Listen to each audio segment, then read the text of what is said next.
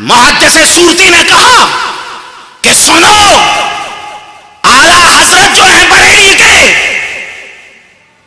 وہ امیر المومنین فی الحدیث ہیں۔ مجھے معلوم ہے آپ نہیں سمجھو، پھر بھی کہو سبحان اللہ۔ اعلی حضرت مولانا احمد رضا محدث بریلوی امیر المومنین فی الحدیث ہیں۔ اب امیر المومنین حدیث ہوتا کون ہے اس کو سمجھیں۔ دیکھیے، جو حدیث کا جو سب سے نیچا درجہ ہے وہ ہے محدث۔ محدث اسے کہتے ہیں جس کے پاس حدیث کا علم ہے۔ اس کے اوپر ہے شیخ الحدیث، اس کے اوپر ہے مسند، اس کے اوپر ہے حافظ، اس کے اوپر ہے حجت، اس کے اوپر ہے حاکم، اور حدیث کا جو سب سے اونچا درجہ ہے وہ ہے امیر المومنین فی الحدیث ہونا۔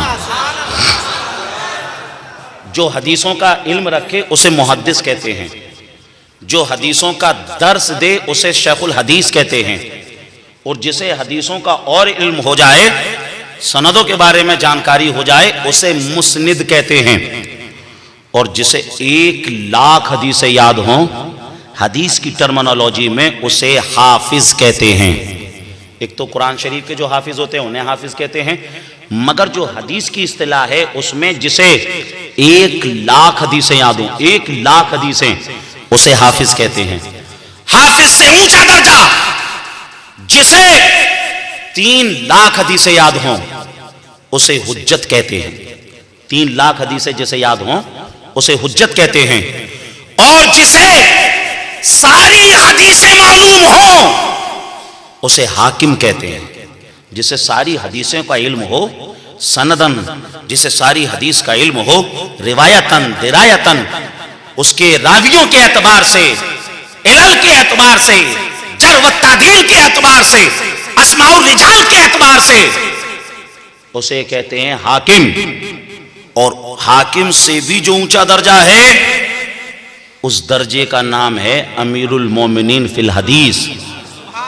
یعنی حدیث کی دنیا میں نیچے سے لے کر اوپر تک ہر چیز کا جسے علم ہو دنیا اسے امیر المومنین فی الحدیث کہتی ہے۔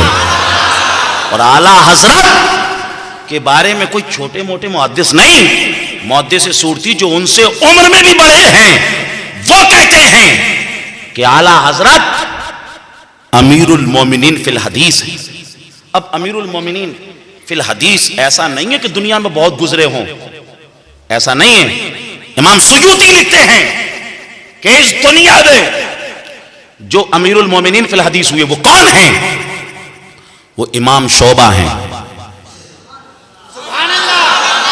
امام شعبہ امیر المومنین فی الحدیث، امام سفیان ثوری امیر المومنین فی الحدیث، امام دار قطنی امیر المومنین فی الحدیث، امام بخاری امیر المومنین فی الحدیث، ابن حجر عسقلانی امیر المومنین فی الحدیث، اور بریلی کے تاجدار امام احمد رضا خان فاضل بریلوی امیر المومنین فی الحدیث۔ تو پتہ چلا اعلیٰ حضرت کا مقام، اعلیٰ حضرت کی رفتیں۔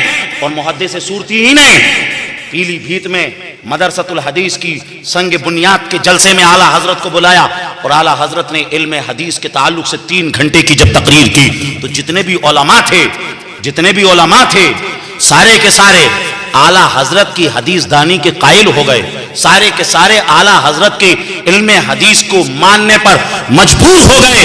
گویا کہ حالات یہ کہہ رہے تھے کہ جو حدیث کو پڑھ لے وہ حضرت ہوتا ہے، جو حدیث پڑھ لے وہ حضرت ہوتا ہے، اور حدیث کی دنیا میں جو امیر المومنین فی الحدیث ہو وہی زمانے کا اعلیٰ حضرت ہوتا ہے، وہی زمانے کا اعلیٰ حضرت ہوتا ہے۔